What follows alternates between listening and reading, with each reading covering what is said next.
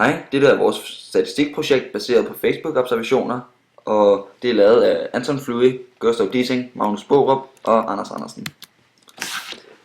Formålet med vores opgave er at finde ud af, om flotte personer har flere venner end grimme personer.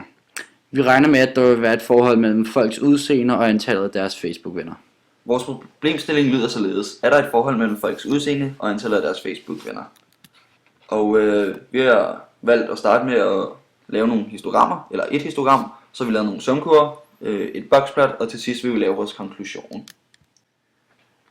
Her på vores histogram kan vi se, at på x-aksen har vi antal af venner, og på y-aksen har vi frekvensen.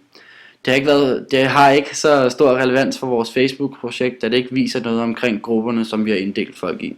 Til gengæld har histogrammet det er godt til at skabe et overblik over, hvor mange venner folk generelt har.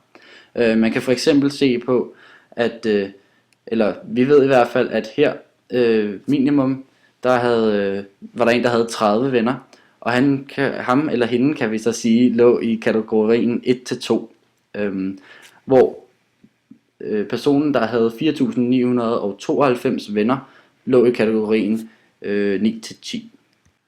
Vi har lavet 5 forskellige sumkurver, en per gruppeinddeling, altså 1-2, 3-4 osv.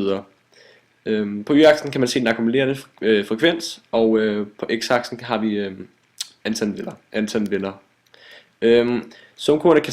Sumkurverne kan sammenlignes, og man kan se der tydeligere, altså det er meget tydeligt, at jo pænere folk er, jo flere venner har de.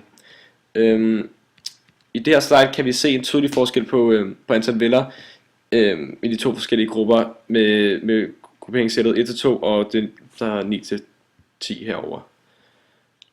Man kan se i det første observationssæt 1-2 her, at de første 20% af de grimme mennesker har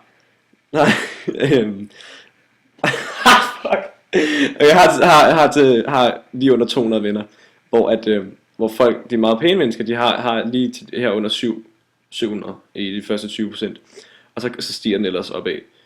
Og det samme med den her, men man kan tydeligt se, at folk ligesom har flere venner heroppe af.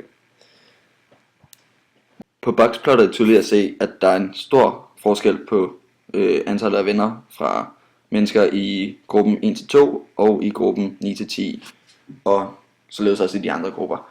Og på dataen ved siden af boxplottet kan man for eksempel se, hvor mange mennesker vi har smidt i kategorien 1-2, 3-4, 5-6, 7-8, 9-10. Og man kan også se gennemsnittet, minimummet, første kvartil, tredje kvartil, medianen og maksvenner. Vi kan konkludere, at pæne mennesker generelt set har flere venner end de grimme mennesker.